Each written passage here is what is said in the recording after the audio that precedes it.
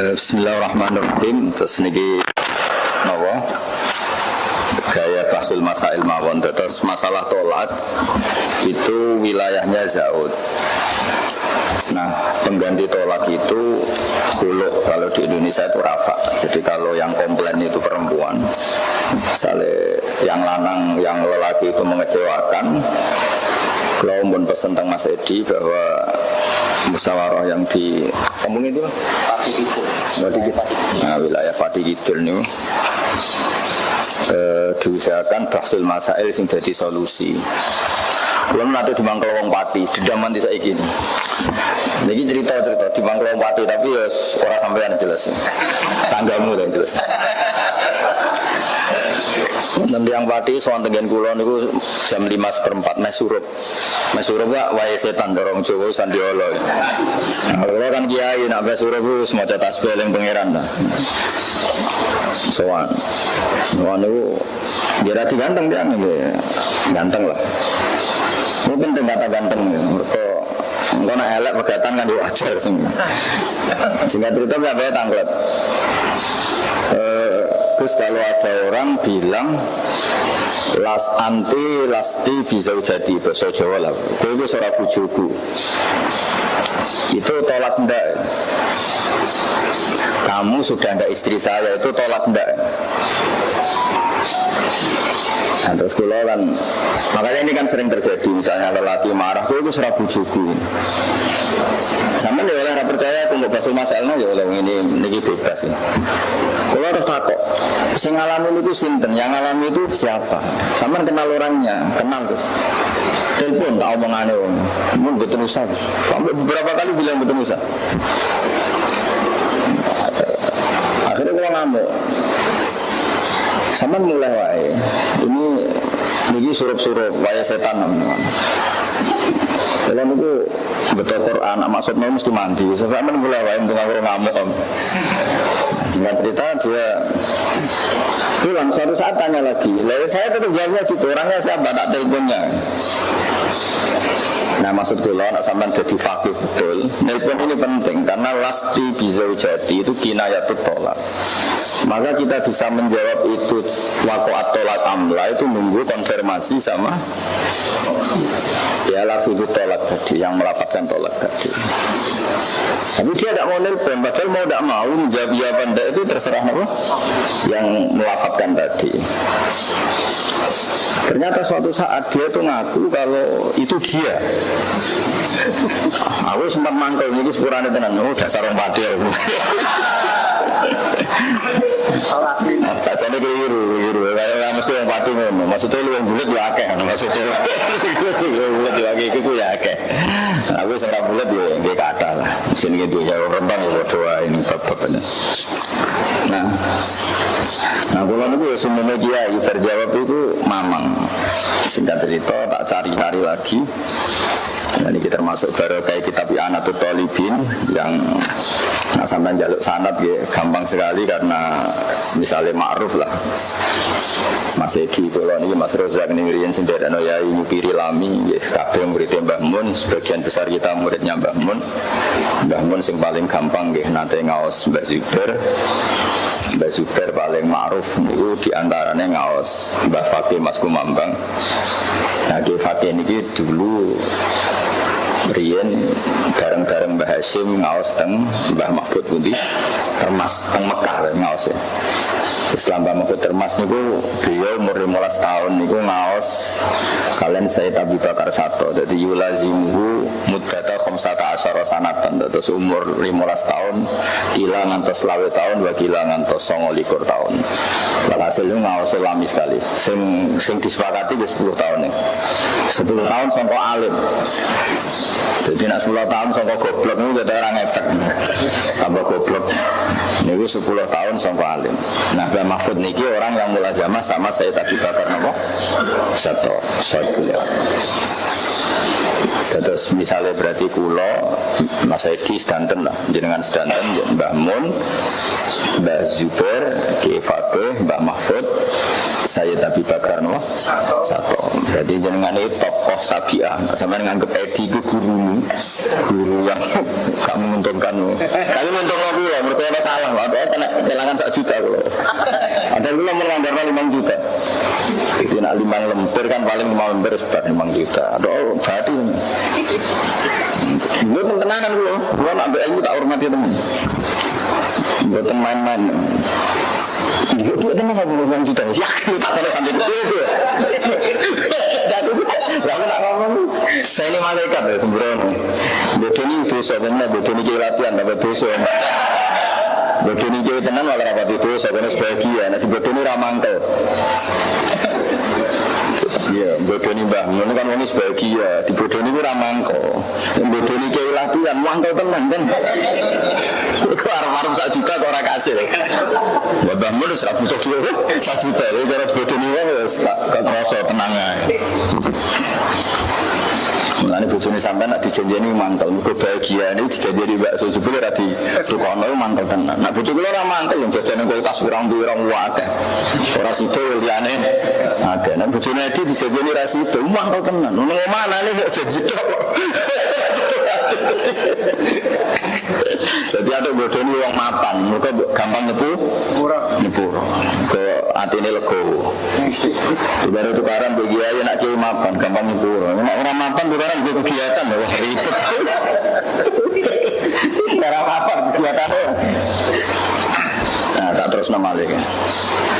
Termasuk kinayah, niku kata-kata lasti bisa jadi. Ya, akhirnya boleh. Jadi dari kitab-kitab Fathul Mu'in, niku memang di antara yang dikatakan apa? Kinayah.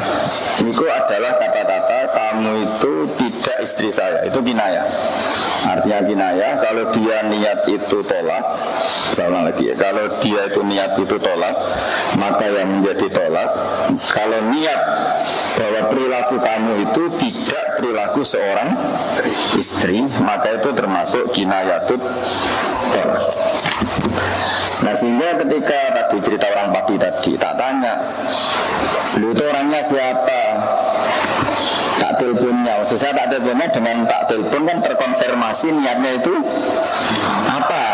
Dia rakyat susu lagi ngaku liku kuwe. Wah ribet. Nah, terus ini cerita problem tolak ya. Terus ada lagi khilaf masalah lafaz saroh atau siroh, lafaz-lafaz yang di kitab terkenal. Seolah lagi lafaz-lafaz yang di kitab itu terkenal, tapi di level keseharian tidak terkenal. Terus ketiga masalah takkid. Ini kudu dimusyawarah takkid atau taksif atau menambah. Bahasa Arab itu ya agak angel. Misalnya kamu marah sama istri, bilang tolak tuki itu bisa 1, bisa 3. Karena kata tolak tuki kedua itu potensi takkid. Bahwa gue ngerti nak bojomu rodok kopok, banyak kopok tenan menurut. Terus mangkau berulang, maka pengulangan ini tidak insya'ut tolak tapi takkid. Takkid itu mentaukiti kata pertama. Itu bab-bab yang jenengan harus diskusikan, karena jangan kira kinayatut tolak itu hanya di iqa'ut tolaknya saja, tapi jumlah tolak sendiri itu bisa tadi, karena bilang tolak tuki itu kan bisa niatnya semuanya insya'ut tolak, memang mewujudkan tolak berarti bain karena melafadzkan 3 tolak berapa?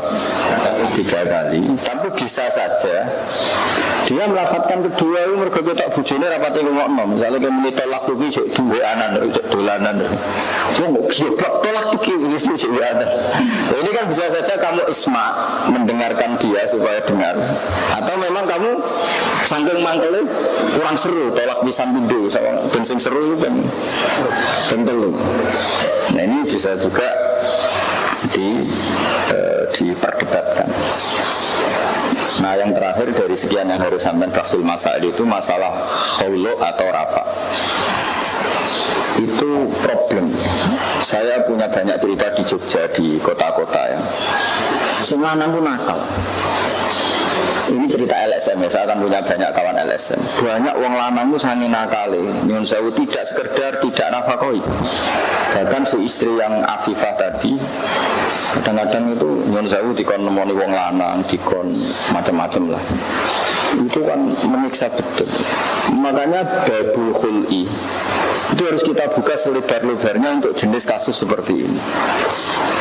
Dulu di antara yang ngaji saya itu cucu Mbah Zubair, namanya Gus Ahyad. Banyaklah cucu Mbah Zubair yang sering diskusi sama saya.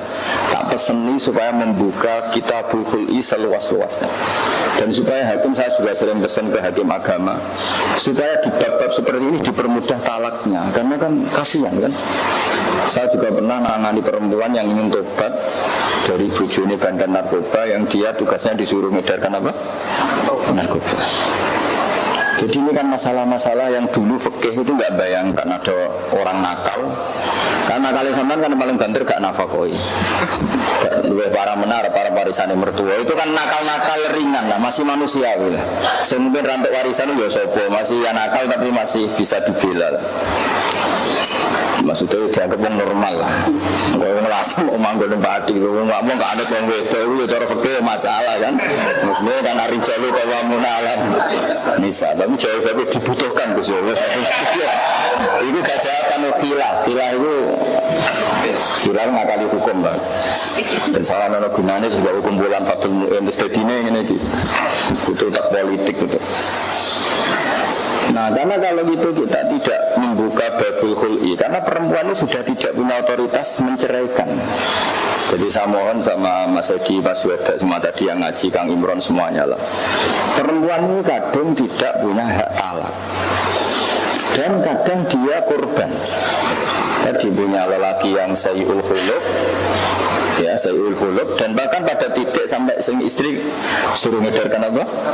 Narkoba, atau disuruh menjamu lelaki. Kalau dia afifah kan tersiksa betul. Nah ini kita harus buka babul khul'i seluas-luasnya. Dan kita sebagai orang Indonesia, karena itu wilayahnya nanti di hakim, kita itu mendorong hakim-hakim agama ini mempermudah tolak.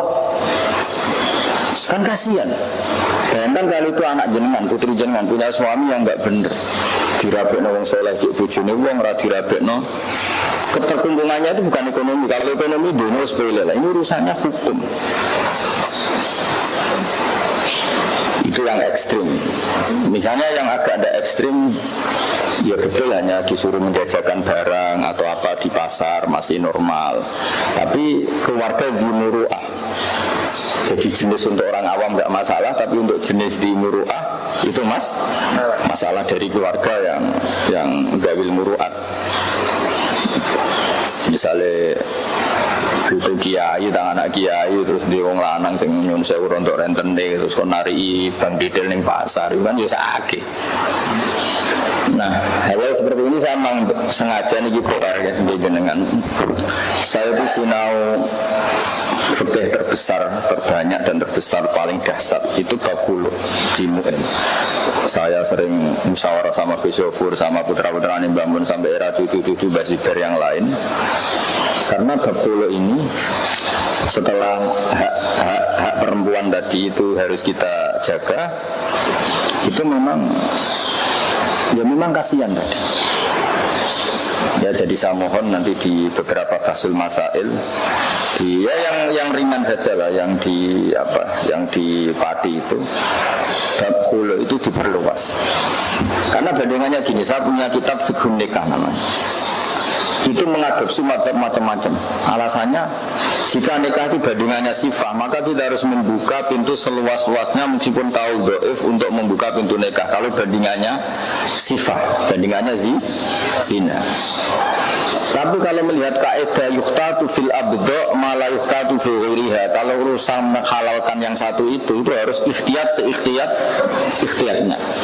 Yang ketentuan ikhtiyat itu hati-hati tidak diterapkan ke ketentuan yang lain. Jadi dalam bahasa fikih masyhur itu yuhtatu fil abdo malah yuhtatu fil ghairiha, bahwa masalah buduk, masalah barangnya perempuan itu untuk menjadi halal itu hukumnya dibuat sedemikian ekstrim dibanding ketentuan-ketentuan yang lain, sehingga harus ada wali, ada sahid, walinya juga harus adil, sahidnya adil, gini-gini.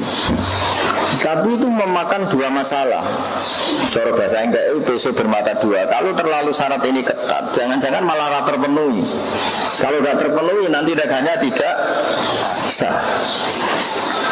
Jadi akhirnya ulama berdebat, yang satu suka ikhtiyat, tapi itu resikonya kalau nggak terpenuhi malah nikah ini tidak sah. Makanya di UN diterangkan, nggak usahlah wali disyaratkan adil, nggak usahlah saya disyaratkan adil. Sementing nikah itu di depan umum. Yang zaman Nabi Sugeng itu nak ngendikan alinu hadan nikah. Yang penting nikah itu dimaklumatkan. Makanya kata Imam Malik, nikah itu tidak perlu saksi, tapi butuh iklan. Jadi sebenarnya sama madzhab Malik dan Syafi'i. Syafi'i mengatakan saksi juga bukti iklan, dimaklumatkan. Imam Malik tidak mensyaratkan saksi, tapi mensyaratkan iklan. Kaliannya dilakukan di depan apa? Umum. Tapi lagi-lagi pertanyaannya gini, sekarang banyak jadi korban itu perempuan. Sementara dia tidak punya wilayah apa? Tolak. Nah, maka kita sebagai kiai harus mendorong supaya gimana hak fasah itu, ya hak apa, fasah atau hulu atau apalah, atau rafa itu dipermudah. Ya, saya beri beberapa contoh yang bab faskhun nikah. Ini saya baca di kitab Tauseh halaman 358. Sampai dengarin aja ini, tapi ini Sarah Mu'in sama. Jadi Fathul Mu'in itu nulisnya di Faskhun Nikah itu luas sekali. Sampai diantaranya itu begini, saya baca aja sampai dengarkan. Bismillahirrahmanirrahim. Ini yang masalah nafkah, perempuan terlantar tidak dapat nafkah dari apa? Suaminya. Wana qala terusnya wa qala fi akhiri wa afta fi ma qala jam'un mutaakhiril Yaman wa qala al-alama al-muhaqqiq at-Tambadawi fi fatawihi walladzi nakhtaruhu tab'an a'immatil muhaqqiqin annahu idza lam yakun lahu malun kama sabaqa laha al-fasxu. Jadi sekedar sing lanang kere ra iso diarep arep niku pun asal fasah. Jadi bojone Mas Edin pun asal fasah. Mulane kalau mikir butuh kunci mobil ngene. Mergo sekali lam yakun lahu malun niku laha al-fasxu. Wa in kana ghairul madhhab khilafahu liqouli ta'ala wa ma ja'ala alim fiddin min haras. Terus li anna madarul fasxi alal idrar wa la syakka anna ad-darar mawjudun fiha idza lam yumkin al-wusul ila nafaqah. Jadi kalau perempuan itu boleh boleh fasxu hanya karena at-tadarrur bin nafaqah. Kayak apa kalau dia tersiksa karena ngedarkan apa? Narkoba. Ya, saya ulang lagi ya, sekedar tersiksa karena apa? Nafkah nggak lancar, itu saja boleh fasakh. Apalagi ini tadarrur, merasa sakit karena yang lanang itu nakal. Nah dulu imam-imam dulu kan nggak bayangkan kenakalan lelaki itu sampai seperti itu. Jadi contohnya mau lali nafkoi, contohnya mau nyentak. Sudah mati roh mati. Jadi ini kan ya kata beliau terus diteruskan. Iksirul fasqi huwa tadarrurul mat'ah wa huwa mawjudun la siyama ma'i sariha fa yakunu ta'duru sulal faqahu muhmal sanintaha. Jadi walhasil temriki niku terus kama fi fatawi Sayyidi al-alama as-sayyid Abdullah bin Umar al-Alawi al-Khadrami annahu yajuzu fassu zawja an-nikah min zawjiha hadar akhoba bitis'ati syurutin isaruhu bi aqallin nafaqah. Jadi isaruhu bi aqallin nafaqah saja sudah boleh apa? Fassu. Tapi saya baca ini tidak dalam rangka mendorong fassu yang karena nafaqah. Biasanya orang Jawa itu relatif bagus lah. Nah di bojo melarat itu udah biasa. Karena di ini sana yang melarat, bayi melarat melarat, jadi agak imun, agak kebal ya. Terus dari awal ya ngerti nak keluarganya sing lanang itu melarat, jadi apa toleransi sesama miskin itu kuat sekali lah. Tapi ini kan masalahnya ini solihatun tahta fasikin ya, solihah tahta apa? Fasik. Maka kita harus nyari solusi semudah mungkin bisa fashu, dan kita harus mendorong hakim-hakim itu mempermudah apa? Fashu. Kalau dalam konteks yang tadi sampai nyun sewu, saya itu sampai pernah nangis loh. Ada perempuan solihah itu cerita dulu ya baik-baik saja, sekarang misalnya saya itu disuruh ngedarkan narkoba misalnya, itu kan kasihan kalau mau diberi hak tolak tidak mungkin kan, karena Islam tidak memberi hak tolak pada apa? Nah maksud saya jamaah ngaji Fathul Mu'in ini seringlah diskusi itu. Nah kitab paling lengkap tentang Fathul Nikah itu termasuk kitab Tarsihul Mustafidin. Ini dikarang oleh Sayyid Alawi bin Ahmad As-Segaf. Ini juga muridnya Sayyid Ahmad Zaini Dahlan. Jadi karena dulu Sayyid Zaini Dahlan itu suka baca kitab Mu'in, terus murid-muridnya itu Donakriri, yang Abi Bakar Sato jadi kitab I'anatul Talibin, yang Sayyid siapa ini tadi itu Alawi bin Ahmad As-Segaf itu jadi kitab Tarsih. Ini sama-sama kitab yang luar biasa, saya dua-duanya tak pelajari. Jadi kamu itu jangan hanya debat tentang lafaz-lafaz yang tidak penting, karena itu kadang tidak kultur kita, tapi cari yang ada di kultur kita. Wong Indonesia itu namun sekolah namulai yang mbokmu itu meskipun di kitab-kitab itu kinayatun an ditolak, kalau di Indonesia itu enggak. Berkoro bojone sepetan saya akan mulai sih. Nak mulai gua nak kangen nih, berkoro sepetan. Tapi kalau kue suara bujuku itu kalimat yang terulang-ulang, nah itu diperdebatkan itu termasuk kinayah apa enggak? Makanya tadi kembali ke orang Pati tadi. Aku tak takut ya ini tiangnya sinten sampai kenal ya. Gak ada nomornya ya, gak ada. Kita udah dibodohin orang Pati, ya untuk mangkel lah begini. Lalu orang Pati itu saling ibu. Tapi dia kafarah kabeh. Orang Pati ngaji dia tak eleng dia kafarah kabeh. Sampai kenal tiangnya, kenal Gus. Lalu dia telepon, kalau tak ngomong, buatan usah Gus. Buatan usah, buatan kaki kulo penting, buatan usah. Tak wah sampai dulu alasannya jadi wong alim. Setelah itu diputuskan kinayah, aku butuh orang niat wong iku. Jadi tak takok ini hati iku piye. Wah, sekarang kalau kita ngamuk, susu Dekenan, ini surup-surup lah. Kalau saya ngawur-ngawur kalau bawa Quran, aku sekali ngamuk sampai untuk laknat dunia akhirat. Buatan Gusti Kukulo, salah kau ini, sampai niat itu lah. Buatan Gusti Kukulo ini, senang kulo aja senang. Ya sudah selesai kan, memang di kinayah itu butuh niat. Nah, mubeng-mubeng isin lah, nyeritakan masalah itu sendiri mubeng-mubeng seakan-akan orang dia. Itu pasti mati orang-orang Pati pendatang.